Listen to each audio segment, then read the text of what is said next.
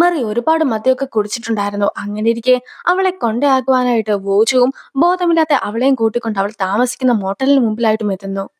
അവളെയും കൊണ്ട് എങ്ങനെയൊക്കെയോ അഞ്ചാമത്തെ നില വരെ എത്തിയിട്ട് റൂമിന്റെ മുമ്പിലായിട്ട് അവളെ കൊണ്ട് നിർത്തി കഴിയുമ്പോഴത്തേക്കുമായിരുന്നു റൂമിന്റെ കീ അവൾ അകത്ത് തന്നെയാണ് വെച്ചിട്ടുള്ളതെന്ന കാര്യം അവനും മനസ്സിലാക്കുന്നത്.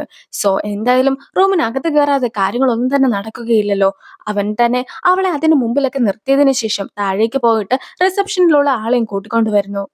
പിന്നീട് അയാളുടെ കയ്യിലുണ്ടായിരുന്ന സ്പെയർ കേക്ക് വെച്ചിട്ടായിരുന്നു ബൂജുവും അവളെ അകത്തേക്ക് കൂട്ടിക്കൊണ്ട് വന്നിട്ടുണ്ടായിരുന്നതും. കൂടാതെ അവളെ അകത്ത് കിടത്തി കഴിയുമ്പോഴത്തേക്കും ആ ഒരു റിസപ്ഷനിസ്റ്റിന്റെ പെരുമാറ്റത്തിൽ മൊത്തത്തിൽ വൂജുവിന് ഒരു സംശയമൊക്കെ തോന്നുകയാണ്. അതുകൊണ്ട് തന്നെ വൂജുനും ഒരു സമാധാനമൊന്നും കിട്ടുന്നില്ല. വൂജും സംശയത്തോടു കൂടി തന്നെ റിസപ്ഷനിസ്റ്റിനെയൊക്കെ നോക്കിയതിനു ശേഷമാണ് പോകുന്നത്. മെറിയും ഇടയ്ക്ക് എണീക്കുന്നു. കാറിന്റെ മുമ്പിൽ എത്തുമ്പോഴത്തേക്കുമാണ് കീ മെറിയുടെ റൂമിൽ വെച്ച് മറന്നുപോയ കാര്യം അവന് മനസ്സിലാക്കുന്നത്. സോ അവനും അവളെ കോൾ ചെയ്യുന്ന സമയത്ത് പെട്ടെന്നൊരു നിലവിളി ശബ്ദമൊക്കെ കേട്ടിട്ടുണ്ടായിരുന്ന അവനും റിസപ്ഷനിസ്റ്റും മെറിയുടെ റൂമിൽ ചെന്ന് കാണുമോ എന്നൊക്കെ സംശയിച്ച് ഇപ്പോൾ ഊജു ഓടി അവളുടെ റൂമിലേക്കും എത്തുന്നു. അവിടെ എത്തുമ്പോഴത്തേക്കും പെട്ടെന്ന് റിസപ്ഷനിസ്റ്റിനെ അവിടെ കണ്ടിട്ടുണ്ടായിരുന്ന അവനും അയാൾ തല്ലുന്നുണ്ട്. പക്ഷെ പിന്നീടായിരുന്നു മെറി രാത്രി നൂഡിൽസ് ഒക്കെ ഉണ്ടാക്കുവാനായിട്ട് ശ്രമിച്ച സമയത്ത് ചൂടുള്ള നൂഡിൽസ് ഒക്കെ താഴെ പോയി അതിലുണ്ടായിരുന്ന വെള്ളം അവളുടെ കാലിലൊക്കെ വീണ് കാലിന് പൊള്ളലേറ്റത് കൊണ്ട് ആ ഒരു പൊള്ളലൊക്കെ മാറ്റുവാനായിട്ട് അവൾക്ക് മരുന്ന് തൂത്തു കൊടുക്കുകയായിരുന്നു റിസപ്ഷനിസ്റ്റ് എന്ന കാര്യം അവനും മനസ്സിലാക്കുന്നത്. എന്തായാലും ഇത്രയേറെ കാര്യങ്ങളൊക്കെ ചെയ്തത് കൊണ്ട് തന്നെ മെറീനെ അവിടെ നിന്നും അയാളും ഇറക്കി വിടുന്നു. മെറി ലോൺ എടുക്കുകയൊക്കെ ചെയ്തിട്ടുണ്ടായിരുന്നല്ലോ, അതൊക്കെ തിരിച്ചടക്കേണ്ടതായിട്ടുണ്ട്. പിന്നെ നിലവിലുള്ള കമ്പനിയിൽ ഒരു എംപ്ലോയി ഉള്ളത് കൊണ്ട് തന്നെ അവൾക്ക് ശമ്പളം കൊടുക്കണം. പിന്നെ കമ്പനി ഇരിക്കുന്ന ബിൽഡിങ്ങിലെ റെന്റും കൊടുക്കണം. സോ ഒരുപാട് പണമൊക്കെ തനിക്ക് ആവശ്യമായിട്ടുണ്ട് എന്നും അതുകൊണ്ടായിരുന്നു ആ ഒരു വീടൊക്കെ തനിക്ക് സമ്മാനമായി കിട്ടിയപ്പോഴത്തേക്കും അത് വിൽക്കുവാനായിട്ട് പോലും പദ്ധതി ഇട്ടിട്ടുണ്ടായിരുന്നെന്നും മെറിയും അറിയിക്കുന്നു. അങ്ങനെ ഇരിക്കെ അവളുടെ കാലൊക്കെ ഒരുപാട് പൊള്ളിയത് കൊണ്ട് ഇപ്പോൾ അവർ ഒരിടത്ത് പോയിട്ട് മരുന്നൊക്കെ തൂക്കുകയാണ്. നിലവിൽ സോളിലുള്ള ആരെയും തനിക്ക് അറിയത്തില്ലാത്തത് കൊണ്ട് തന്നെ തൽക്കാലം ഓഫീസിൽ പോയി കിടന്ന് ഉറങ്ങാമെന്ന് മെറി പ്ലാൻ ഇടുന്നുണ്ടെങ്കിൽ പോലും ഇപ്പോഴും മെറീനെയും കൂട്ടിക്കൊണ്ട് നേരത്തെ സമാനമായി കിട്ടിയ അതേ അപ്പാർട്ട്മെന്റിലേക്ക് വൂജുവും പോവുകയാണ്.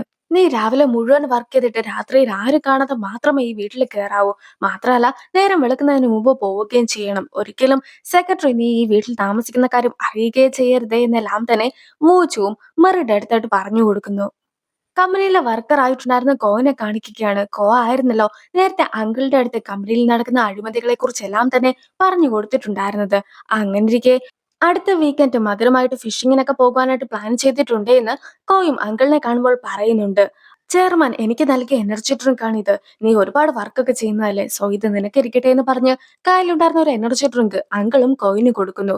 പക്ഷെ ശരിക്കും ആ ഒരു എനർജി ഡ്രിങ്കിന്റെ അകത്ത് സ്ലീപ്പിംഗ് പിൽസ് ഒക്കെ ഇട്ടിട്ടുണ്ടായിരുന്നു. അതൊന്നും തന്നെ അറിയാതെ കോയും ആ എനർജി ഡ്രിങ്ക് കുടിച്ചതിന് ശേഷമാണ് വണ്ടി ഓടിക്കുന്നത്. അങ്ങനെ ഇരിക്കെ അയാളുടെ വണ്ടി അപകടത്തിൽ പെടുന്നു. ഇതെല്ലാം തന്നെ അങ്കിളുടെ പ്ലാൻ ആയിരുന്നു.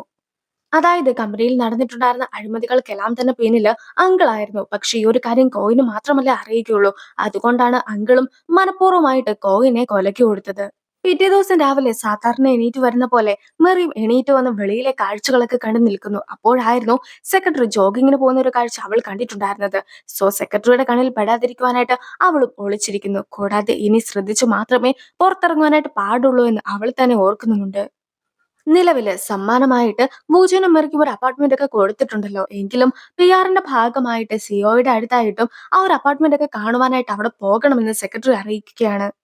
കഴിഞ്ഞ തവണ ലക്കി ഡ്രോ നടന്ന സമയത്ത് തെറ്റായിട്ടുള്ള ആൾക്കാർക്കായിരുന്നല്ലോ നമ്മൾ സമ്മാനം കൊടുത്തിട്ടുണ്ടായിരുന്നത്.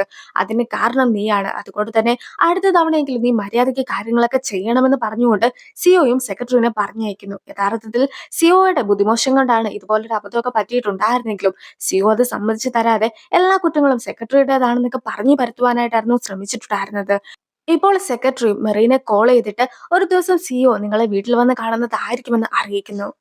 വണ്ടി ഓടിച്ചുകൊണ്ടിരുന്നതിനിടയ്ക്ക് ഉറക്കം വന്നിട്ടുണ്ടായിരുന്ന കോയിക്ക് വാഹനാപകടം പറ്റി മരണപ്പെട്ടു പോയെന്നുള്ള കാര്യമെല്ലാം തന്നെ ഇപ്പോൾ അങ്കിളും മുത്തശ്ശിനെ അറിയിക്കുന്നു. ഇത്രയും കാലം കമ്പനിക്ക് വേണ്ടി വർക്ക് ചെയ്തിട്ടുണ്ടായിരുന്ന ആളായിരുന്നല്ലോ കോ.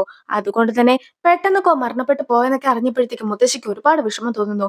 മുത്തശ്ശിക്കും അണ്ടൊക്കെ കൂടണമെന്നുണ്ടായിരുന്നെങ്കിൽ പോലും മുത്തശ്ശിയുടെ ആരോഗ്യം ശരിയല്ലാത്തത് കൊണ്ട് തന്നെ ഇപ്പോൾ മുത്തശ്ശിക്ക് പകരമായിട്ട് അങ്കിളാണ് അടക്ക് കൂടുവാനായിട്ട് പോകുന്നത്. അങ്കിൾ കാരണമായിരുന്നു കോ മരിച്ചതെങ്കിൽ പോലും അങ്കിളും ഇപ്പോൾ കോയിന്റെ ഫാമിലിയുടെ അടുത്തെല്ലാം തന്നെ വളരെ സ്നേഹത്തിലൊക്കെയാണ് പെരുമാറുന്നത്. സെക്രട്ടറി രാവിലെ ജോഗിങ്ങിന് പോകുകയാണ്. സെക്രട്ടറിയുടെ ടീമിന്റെ കൂടെ തന്നെ ആയിരുന്നു ജിനിക്കുങ്ങും ഉണ്ടായിരുന്നത്. സോ ഇവർ ഒന്നിച്ച് ജോഗിങ് ഒക്കെ ചെയ്യുന്ന സമയത്ത് സിഒ തന്നെ കുറ്റപ്പെടുത്തി ഓരോരോ കാര്യങ്ങൾ പറഞ്ഞതിനെ കുറിച്ചെല്ലാം തന്നെ സെക്രട്ടറിയും ഓർക്കുന്നു. ഒരു കൂട്ടമായിട്ടൊക്കെ ആയിരുന്നു സെക്രട്ടറി ഓടിയിട്ടുണ്ടായിരുന്നെങ്കിൽ പോലും ഇപ്പോൾ ആ കൂട്ടത്തിൽ നിന്ന് മാറി ഒറ്റയ്ക്കൊക്കെ ഓടിയിരുന്ന സെക്രട്ടറിനെയും ചിങ്കുങ്ങും ശ്രദ്ധിക്കുകയാണ്. അന്നത്തെ ദിവസം രാത്രി മെറിയും അപ്പാർട്ട്മെന്റിലേക്ക് തിരിച്ചെത്തിയിരിക്കുകയാണ്. കൂടാതെ അവളവിടെ ഉള്ള കാര്യം ആരും തന്നെ അറിയുവാനായിട്ട് പാടില്ലല്ലോ. സോ അവളും ഫോണിലെ ഫ്ലാഷ് ഉപയോഗിച്ചുകൊണ്ടാണ് ഓരോരോ കാര്യങ്ങളൊക്കെ ചെയ്യുന്നത്. മെറി രാത്രി ഉറങ്ങുവാനായിട്ട് കിടക്കുമ്പോഴത്തേക്കും ഒരു മോസ്കിറ്റോ അവളെ ശല്യം ചെയ്യുന്നു. അവളും മോസ്കിറ്റോനെ കൊല്ലുവാനായിട്ട് കൈകൊണ്ട് രണ്ട് മൂന്ന് അടിയൊക്കെ അടിച്ച് കഴിയുമ്പോഴത്തേക്കും ആ ക്ലാപ്പ് ചെയ്യുന്ന സൗണ്ട് കാരണം അവിടുത്തെ ലൈറ്റ്സ് എല്ലാം തന്നെ കത്തുന്നു. അവളും ലൈറ്റ്സ് ഓഫ് ആക്കുവാനായിട്ട് ശ്രമിക്കുന്നുണ്ടെങ്കിലും അവള് ലൈറ്റ് ഓഫ് ആക്കുന്നതിനനുസരിച്ച് തന്നെ ലൈറ്റ്സ് ഓൺ ആയിക്കൊണ്ടും ഇരുന്നു.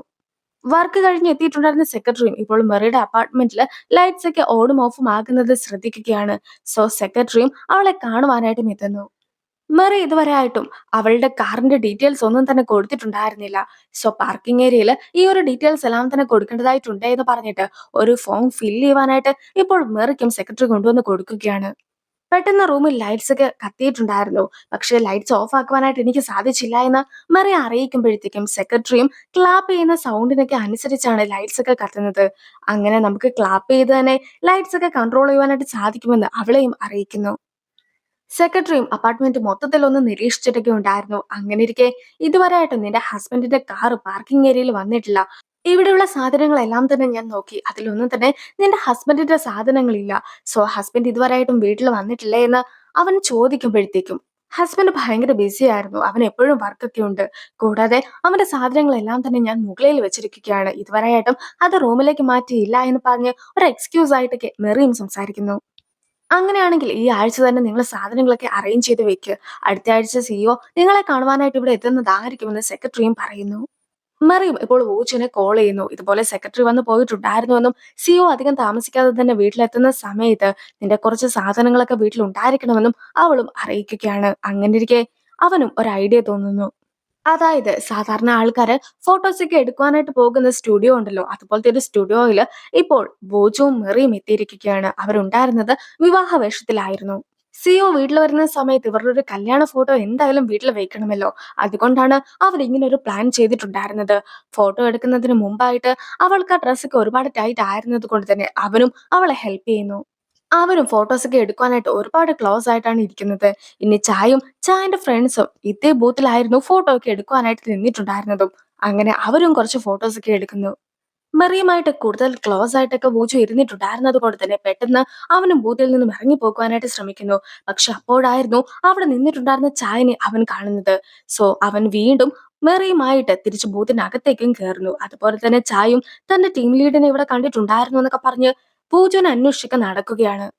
ഓരോരോ റൂമിലായിട്ട് കയറി നോക്കുന്നുണ്ടെന്ന് മനസ്സിലാക്കിയിട്ടുണ്ടായിരുന്ന പൂജുവും തന്നെ ശ്രദ്ധിക്കാതെ ഇരിക്കുവാനായിട്ട് ഇപ്പോൾ മെറിനെ കിസ് ചെയ്യുകയാണ്.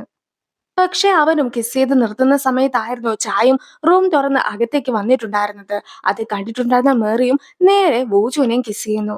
ആ ഒരു സീനോട് കൂടിയാണ് ഈ ഒരു എപ്പിസോഡ് അവസാനിക്കുന്നത്. അപ്പോൾ അടുത്തൊരു വീഡിയോ ആയിട്ട് ഇത്രയും വേഗം കാണാം. ബൈ.